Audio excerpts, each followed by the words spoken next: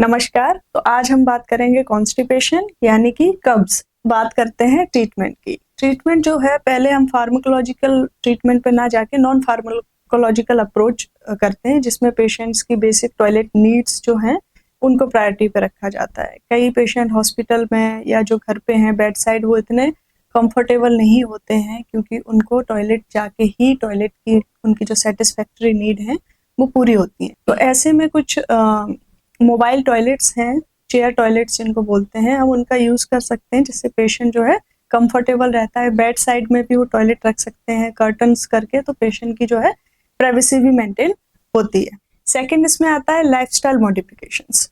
अगर जो पेशेंट है उनका लाइफस्टाइल ऐसा है कि रात को जल्दी नहीं सोते हैं, डिनर लेट करते हैं, फाइबर इनटेक पुअर है, वाटर इनटेक पुअर है, बहुत ही सेडेंटरी लाइफस्टाइल है, एक्टिविटी नहीं है, तो ऐसे पेशेंट्स की जो है वो sleep pattern, dietary habit, exercise, इन सब पे काम किया जाता है और उनको प्रॉपर गाइड किया जाता है। इसके लिए वो चाहे तो डाइटिशियन की एडवाइस भी ले सकते हैं। जो प्रोलॉन्ग बेड रिडन पेशेंट्स हैं, उन पेशेंट्स में जो है फिजियोथेरेपिस्ट का भी बहुत रोल होता है। वो उनको एक्टिव पैसिव एक्सरसाइज पे डाला जा सकता है, जिससे जो है थोड़ा इंटेस्टाइन का मूवमेंट्स इनिशिएट होता है और वो भी काफी हेल्पफुल रहता है।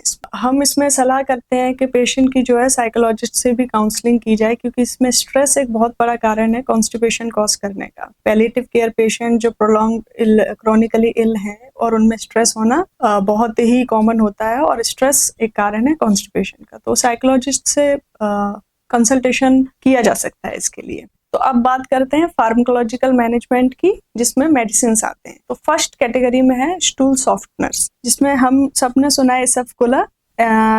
This is basically a bulk forming medicine, और हम अवॉइड करते हैं कैंसर पेशेंट में जो मॉर्फिन्स पे हैं, क्योंकि इससे प्रॉब्लम्स और वर्सन हो सकती है। सेना प्लस जो स्टूल्स में इंक्रीज करता है वाटर पेनिट्रेशंस को और स्टूल को जो है सॉफ्ट करता है।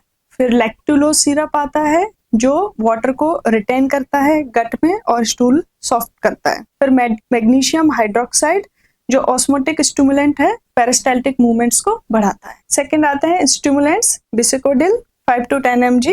ये स्टिमुलेंट्स हैं और जनरली जो है ये नाइट में एडवाइस किए जाते हैं, ताकि पेशेंट को जो है सुबह पेट साफ हो जाए। इसमें सेना आता है जो 15 to 30 mg से स्टार्ट किया जाता है। इसके अलावा जो रेक्टल सपोजिटरीज आती हैं, जिसमें बिसिकोडिल की सपोजिटरी होती है और ग्लिसरॉल सपोजिटरी होती है। इसके अलावा जो है हम एनिमा भी सजेस्ट करते हैं, जिसमें नॉर्मल एनिमा और हाई एनिमा भी दिया जाता है आफ्टर रेक्टल एग्जामिनेशन। उसके अलावा कुछ जनरल मेजर्स हैं। एक तो पेशेंट का इंटेक अच्छा होना चाहिए, तो पेशेंट जो खाने का मन कर रहा है, जो बोल रहा है, उसको वो फूड प्रोवाइड कराइए। कुछ मोशंस में पोजीशंस का रोल होता है। हम सब ने पिको मूवी देखी है, जिन्होंने नहीं देखी है वो आप देख सकते हैं। उसमें इमरान खान ने अमिताभ बच्चन को बताया बड़े अच्छे से कि इरेक्ट रेक्टम का कितना रोल है सही तरीके से मोशन पास करने। उसके अलावा जो है बिलीव एंड रिलीव, जो पेशेंट कह रहा है परिजनों से या डॉक्टर से, उसको सुनना है और फिर उसको समाधान देना है।